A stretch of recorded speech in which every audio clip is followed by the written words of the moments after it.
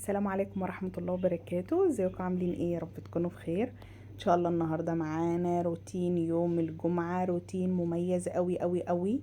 انا حبيت كده من الصبح اقول لكم انا بعمل ايه. اللي اول مرة يشوفني، انا اسمي منى غيث ودي قناتي. نبتدي كده ونقول بسم الله ونصلي على الرسول. اللهم صل على محمد صلاة تنحل بها العقد وتنفرج بها الكرب وتقضى بها الحوائج وتنال بها الرغائب وحسن الخواتيم ويستسقى الغمام بوجهه الكريم. طبعا احنا بنفتح عينينا كده يوم الجمعة، بنتوضى ونصلي ونقرا سورة الكهف. والآنسة شمسي مش سايباني في حالي، قاعدالي كده زي ما انتوا شايفين وماسكة المفرش وبتجري بقى وتلعب. وطبعا اللي بيربوا حيوانات فاهميني، طبعا في مدام سامية بقى بتستنانا فوق، وهي طبعا مش معانا في الشقة، فيعني اللي عندهم حيوانات هيفهموني. طبعا انا كنت بجهز عشان هنزل السوق اجيب طلبات عشان نعمل العظمه اللي انتوا شايفينها دي. بصوا الهزه دي بتعمل زلزال في قلبي وفي قلوبنا كلنا الحقيقه. فانا كنت عايزه انزل بدري كده علشان قبل طبعا صلاه الجمعه. دخلت على البلكونه عندي، العصافير بتاعتي انا كنت حاطه لها اكل من قبلها بالليل يعني، او يعني اخر النهار. فانا مش هحط لها حاجه دلوقتي، هم عندهم الاكل والميه بتوعهم. ودي يعني البلكونة بتاعتي. انا سوري على المنظر، اللي عندهم عصافير عارفين ان العصافير بتبهدل الدنيا ريش والقشر بتاع الاكل بتاعهم. دي بقى زرعة ريحان جديدة انا عاملاها، يا دوب لسه بتنبت زي ما انتوا شايفين، وانا فرحانة بيها قوي. الواحد لما بيزرع زرعة ويلاقيها طلع كده بيفرح جدا. وده برضو حي علم يا جماعة. خلاص كده احنا خلصنا اهو، وهننزل بقى على السوق. وانا رجعت خلاص وطالعه بقى كده على السطح لمدام ساميه فوق.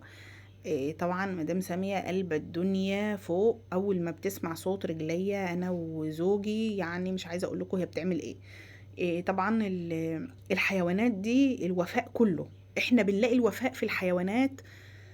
الوفاء الحيوانات هيبهركم يا جماعه والله. ادي مدام ساميه ست الكل طبعا، شوفوا يعني هي مستنيه طبعا الاكل بتاعها. هي متوتره اليومين دول قوي قوي يعني، حتى لما بتلاقي البنات كده طلعوا كلهم مره واحده بتبقى متوتره بسبب دول يا جماعه. طبعا احنا نعذرها لان هي حاليا واول مره دول اللي فضلوا من ولادها، فكتر خيرها يعني. هم بيبهات لسه نايمين، ربنا يا رب يبارك فيهم كده. هي يعني الحيوان لما بيكون فيه اطفال بيبقى متوتر وحالته حاله. فانا خلاص كنت نازله، هي بقى قاعده تعمل بتعوي، هي مش بتهبهب كتير، هي بتعوي يا جماعه. هو هي مش هاسكي صافي بس يعني ايه، بتعوي. ده الزرعه دي اللي هيقول دي ايه يبقى شاطر يعني. بصوا انا فرحانه بيها قوي. ده الريحان القديم. الزرع ده طبعا انتوا كنتوا شايفينه قبل كده معايا في فيديوهات انا كنت مصوراها في الصيف، او يعني كانت في الربيع. الصيف انا يعتبر ما طلعتش على السطح خالص، وكان الزرع متبهدل بسبب الحراره. حتى كنت دخلته جوه في الاوض اللي جوه، لان كان الورق بتاعه من كتر الحر الورق اتحرق. دي حي علم برضو تانية. انا الزرعه دي لها قصه معايا. انا كنت رايحه لوالدتي في التراب وانا عامله لها زرعه صبار زي ما انتوا شايفين كده. آه لقيت حي علم ده مالي زرعة الصبار. انا مش عارفة هو اتزرع ازاي وامتى. المهم خدت حتة منه من الطرف كده وجيت دقيتها هنا. انا مش شلتهاش طبعا من الزرعة بس دقيتها في البيت. وهي ميزة حي علم الوردة بتاعتها جميلة قوي كده، بتبقى لونها حلو وسهلة في زرعها. وبتطلع بتملى الجردل او القصرية اللي انت زرعاها فيها زي ما انت شايفة. خلاص. ندخل بقى ايه على اللي ورانا بقى والطبيخ وكده. طبعا محاشي يعني ايه، هنبدأ من بدري لان ما كنتش عملت اي حاجه. انا كنت بس مجهزه الورق بتاع العنب وسلقاه كده من قبلها بيوم، والحاجات طبعا مطلعاها من الفريزر. انا جبت بس الحله اللي انا هسبك فيها ونزلت فيها بمعلقتين كده من السمنه البلدي عليهم شويه من الزيت. ونزلت باربع بصلات مفرومين، فرمتهم من فرم ناعم في الكبه، او ممكن تخرطيهم تخريط ناعم على ايديك. وثلاث اربع فصوص كده من التوم واديتهم تشويحه. وتكوني مجهزه الصلصه بتاعتك. انا الطماطم بتاعتي برضو ضربها في الخلاط. انا ما رضيتش اطلع من اللي انا مفرزاه في الفريزر، حبيت ان هي كل حاجه تبقى كده ايه، طازه في طازه. اول ما البصل بتاعي بياخد تشويحه وبيدبل بنزل بقى بالطماطم بتاعتي زي ما انتوا شايفين. بديها تقليبه كده وبسيبها، مش بحط اي توابل ولا اي حاجه دلوقتي خالص يا جماعه. تمام. انا حاطه حله تانية على النار اهي، فيها ميه علشان دي اللي هنزل فيها بالفراخ بتاعتي. بحطها تغلي، مش هشوح بقى ولا اي حاجه. الفراخ بتاعتي انا كنت مجهزه بصله وفرمها برضو فرم ناعم، مش هحشي ولا اي حاجه، طبعا احنا عاملين محشي. المحشي ده بقى فيه كل النكهات، احنا طبعا تحقيقة المحشي ومش محتاج ان احنا نقعد نتبل بقى في اللحمه او في الفراخ اللي هتتعمل جنبه. يا دوب كده بصلايه هدعك بيها الفرخه، نزلت عليها بمعلقه من الملح ومعلقه حلوه مليانه كده من الفلفل الاسود، وهبتدي ادعك الفرخه بتاعتي بيها كويس قوي. بقلب بقى ايه الملح مع البصل والفلفل الاسود. التقليبه دي سبحان الله في حاجات كده خطوات بنعملها ممكن تغير الاكله بتاعتك خالص. موضوع ان انت تقلبي الملح والفلفل الاسود مع البصل بيخلي البصل بتاعتك نكهتها مختلفه خالص عن ما انت ترشي كده وخلاص وتقعدي لا احنا بقلب بقى واقعد ادعك كده فيها الملح والفلفل الاسود، بتخلي التتبيله مختلفه. مش عارفه هي الموضوع ده عندي انا بس ولا عندي ناس تانية، هي مفيش حاجة، انت ما حطيتش حاجة مختلفة، بس مجرد التقليب. بتفضلي بقى تحطي كده البصل بتاعك بين اللحم والجلد عشان الفرخة بتاعتك تبقى مسكرة وحلوة. هخلص كده الفرخة بتاعتي وهقفل عليها من تحت، طبعا انتوا عارفين قفلة الفراخ بتبقى من تحت، من الفتحة اللي تحت كده بدخل فيها الأوراق. ودعكت بقى البصل كده عليها كمان من بره، وكان معايا ربع تاني، ربع فرخة صدر برضو دعكته بالبصل زي ما انتوا شايفين، ونزلت بيهم في المية المغلية. ومجهزة جنبي بصلة مقشراها وهنزل بيها كده على المية، و3 فصوص من الحبهان وورقتين من اللوري. تمام. انا يعني مش هعمل افتكاسات كتير في الشوربة بتاعتي، هي الشوربة دي اللي انا هسقي بيها المحشي. انا عندي شوربة تانية، بس انا يعني قلت كله كده يبقى طازة في طازة. وبعدين نزلت بمعلقة من الملح، يعني معلقة وربع كده، وبعدين انت بتدوقي برضو، ورشة كده من الفلفل الاسود وبس. مش هنكتر توابل لان طبعا المحشي بتاعنا بيبقى فيه توابل كده حلوه قوي قوي، فاحنا مش محتاجين في الشوربه توابل كتير. انا خلاص التسبيكه بتاعتي كده نطر دهنها زي ما انتوا شايفين، هي معنى كده ان هي اتسبكت. بديها بس تقليبه، قلت ايه هسيبها 3 دقايق كده كمان، وانزل بالتوابل بتاعتي. انا بحب احط التوابل كده في الاخر. إيه، مش عارفه، انا متعودين على كده. انا نزلت اقول لكم بقى على التوابل بتاعه المحشي ده هتودي المحشي بتاعك في مكان تاني خالص. ملح وفلفل اسود وكمون وكزبره، معلقه من كل حاجه كده. ودي رشه من العشر بهارات، دي بهارات كده مشكله بجيبها من عند العطار، 10 بهارات. ومعلقه من البابريكا. وطبعا البهارات اللي جايه دي بتاعتي انا، ديت كوبيبه صيني وقرنفل وزر ورد اهي. انا طحناها وحطها في برطمان وقافله عليها كويس كده. بصوا الكوبيبه مع القرنفل وزر الورد بتودي اللحمه وتسبيكه المحشي في مكان تاني خالص. ومعلقه كده من الزنجبيل البودر. وطبعا انا النعناع اللي انتوا شفتوه فوق انا كان مقصوص خلاص، اللي انتوا شفتوه في اول الفيديو، فكنت قصه منه كميه كده وحطاهم على صينيه عشان ينشفوا وبجففه. ولازم النعناع كل فتره كده بيتقص خلاص. وبصوا انا جيت ادعكه لسه ما نشفش كويس، فجبت السكينه كده وقطعته، وجبت طبعا عود ريحان هاخد منه 3 4 اوراق كده، النعناع مع الريحان. بصوا المحشي بيبقى يعني طعمه حلو قوي. يعني كمان هما النعناع برضو يعتبر فريش لسه ما نشفش. جبت كده اوراق الريحان كمان وقطعته بالسكينه زي ما انتوا شايفين كده. بصوا بقى شويه توابل هتخلي المحشي بتاعنا عظمه، بتبقى ريحته جايبه اخر الدنيا. يعني الف هنا وصحه يا رب للي هيجربها بالطريقه دي، وبرضو اللي مش هيجرب بالطريقه دي، والف هنا وصحه لكل اللي بياكل المحشي يا جماعه. خلاص كده انا خلصت، بديهم بس تقليبه. انا طبعا مجهزه معايا الرز بتاعي غسلته، والخضره انا مخرطاها حلوه طازه برضو، ما مش مفرزه، طبعا احنا جايبين كل حاجه من السوق طازه.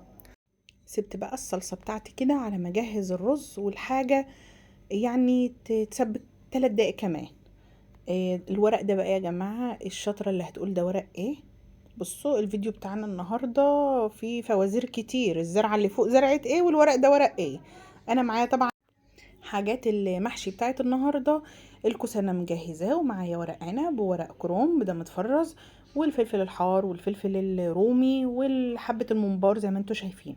جبت طبق كده كبير غويط ونزلت فيه بالرز بتاعي مغسول طبعا ومتصفي كويس، والخضره بتاعتي نزلت بيها برضو على الرز.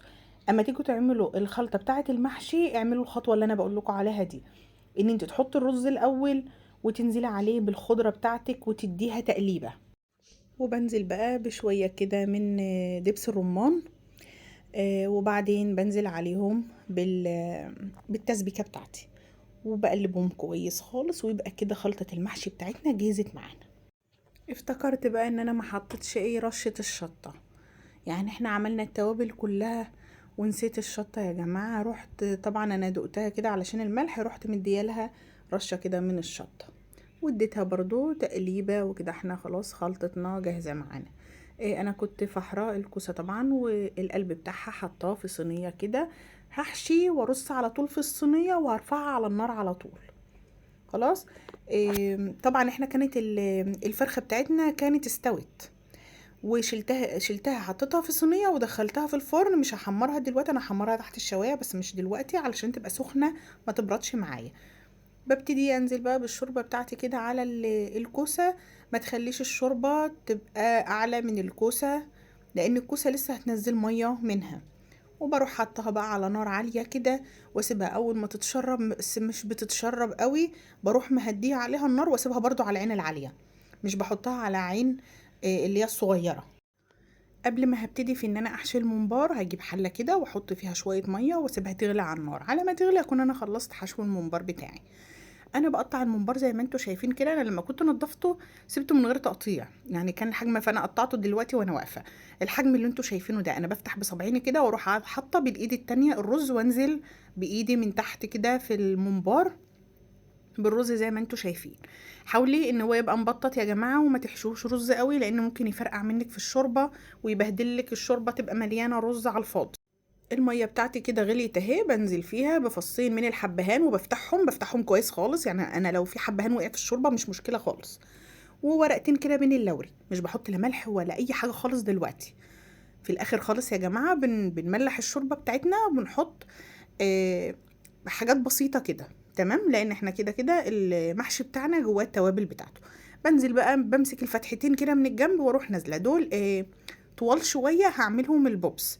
انا مجهزه معايا الدباره بتاعتي، كنت هعملهم على البوتاجاز بس سبحان الله كان اليوم ده حر قوي، انا ما كنتش طايقه حتى النار بتاعه البوتاجاز. انا جيت اربط كده وانا واقفه قلت لا، ورحت منقوله تاني على الرخامه بعدت عن النار شويه.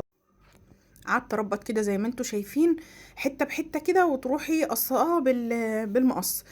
دي بكرة خيط والله. انا مش فاكره كان جوزي جايبها ليه. البكره دي كان جوزي جايبها من السعوديه، ومش فاكره والله كان جايبها ليه. فهي موجوده عندي، فانت اي دباره عندك بقى اعملي بيها. تمام. ببتدي اقطع بقى حتت حتت كده خيط، واروح رابطه ربطتين فوق بعض. وما تخافيش مش هتفك منك في الميه ولا اي حاجه، انت بتربطي الربطه العاديه خالص بتاعتنا بالفتله كده، وتروحي عاملاها قطع قطع كده. وهي اول ما بيستوي وبتحمري، انت بتحمريه وهو متربط عادي خالص، ولما بتحمر بتروحي مقصقصاه وبيبقى حلو. بصوا انا عماله ابطط فيه ازاي علشان يعني انا ببقى قلقانه من الممبار، لان احيانا بيبقى في، يعني انا مش عايزاكم حد يعني يتضايق من الكلمه ان هو المصران يعني احيانا بيبقى فيه عجول مش شاربه ميه، فغصب عنك الممبار بيبقى ممكن يروح ناشف منك في الشوربه. خلاص. اللي بينضفوا الحاجات بتاعه المواشي، يعني الذبايح، زي مثلا الكرشه والممبار والحاجات دي، في كرشه احيانا تيجي تنضفيها تلاقيها مش بتنضف، السمار اللي بيبقى عليها ده بيبقى ناشف بطريقه رهيبه. احنا حصلت معانا مره كنا مضحيين والكرشه يعتبر اترمت، واتضح ان هو العجل كان عطشان، يعني كان عجل كبير وعطشان، فالكرشه بهدلتنا ويعتبر احنا ما طلعلناش منها حاجه، وفي الاخر رميناها. فيعني انت مش ضامنه المذبوح ده ايه. انا خلصت لف كده في الورق العنب اقول لكم الورق اللي انا كنت عاملاه في الاول ده ده ورق سلق يا جماعه. انا مفرزاه من السنه اللي فاتت، برضو لما يطلع هفرزه لكم لان هو بيطلع في الشتاء. السلق والحميض، الحميض مش بيتفرز انما السلق بيتفرز.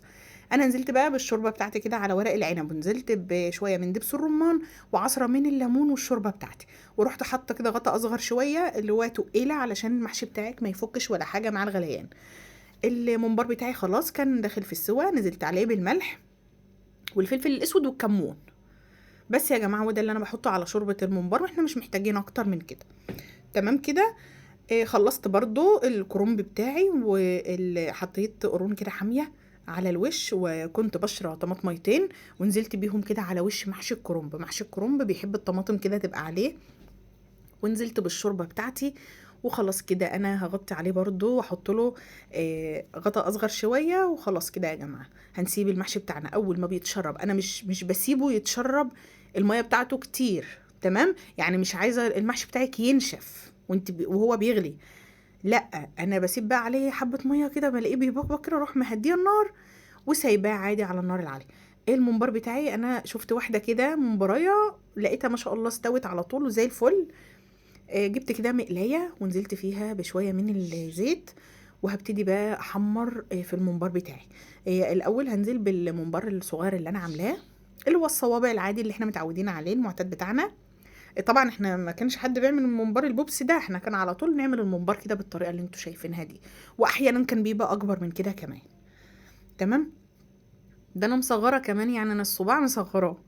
إيه، لو انتي طالع معاك الممبار عليه رز من بره سايح او كده شيليه، لان ملوش لازمه ان هو ينزل الممباره تنزل في الزيت بشويه الرز اللي عليها.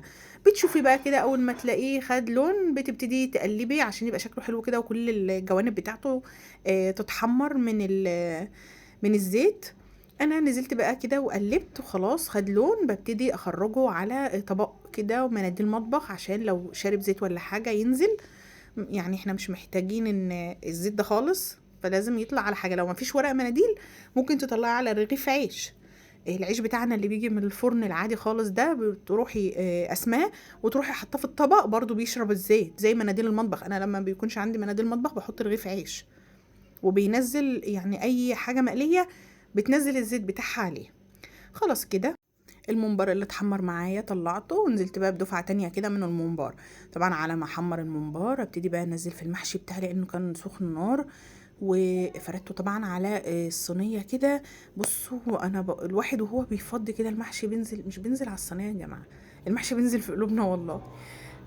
كانت الكرنب استوى ما شاء الله حلو قوي، الورق العنب والسلق برضو استووا حلوين. يعني انا كان اتبقى معايا كام كوسايه كده حطيتهم. انا على فكره بحب الكوسه وهي مع ورق العنب والكرنب، يعني اللي هي مش بتبقى متحمره في الصينيه بحبها اكتر.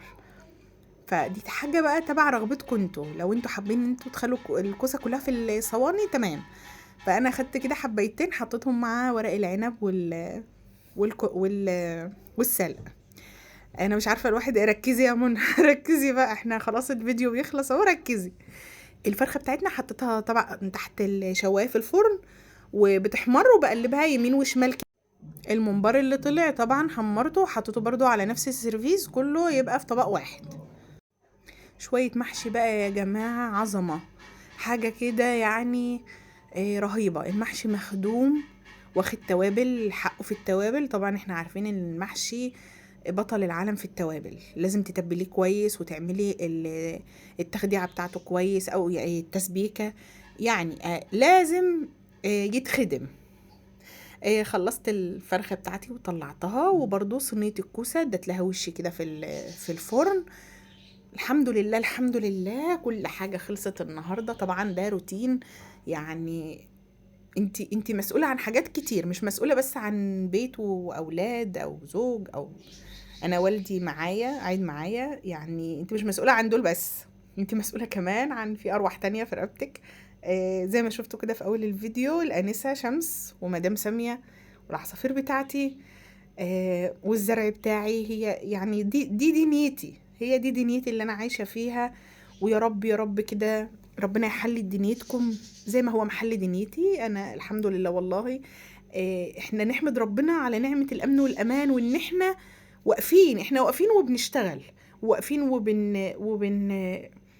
بنعمل اكل وبنعمل شرب وبنخدم اللي حوالينا. نحمد ربنا على الصحة اللي هو مديها لنا، الحمد لله الحمد لله. ونحمد ربنا قبل كل ده ان هو مديلنا الرضا، عشان في ناس عندها كل ده ومش راضية. الحمد لله انا خلصت كده الاكل بتاعي، المحشي الكوسه والكرنب والبوبس تحفه، الممبار روعه يا جماعه من جوه ما شاء الله مفلفل. انا بس نسيت انوه لكم بحاجه. الممبار بتاعك اول ما يستوي لازم تخرجيه من الشوربه، اوعي تسيبيه في الشوربه عشان ما يسيحش، هتلاقي الرز من قلبه بيبوش. تمام، بيتهري خالص وبيبقى طعمه مش لطيف. حلاوه الممبار في ان هو يبقى مفلفل. خلصنا كده، انت بتمسكي بقى البوبس اللي انت عملتيه وبتقعدي تقصقصيه كده بالمقص، والدباره بتاعتك بتطلع على طول. شوفوا البوبس طالعه ما شاء الله حلوه قوي. جربوا التوابل اللي انا ضفتها لخلطة المحشي وان شاء الله هتعتمدوها، انا متأكدة من كده لان هتعجبكم. لو الفيديو بتاعي عجبكم ما تنسوش اللايك والشير والاشتراك في القناة. ما تنسوش اللايك يا جماعة، نسيتوا اللايك انتوا. يلا اشوفكم على خير، باي باي.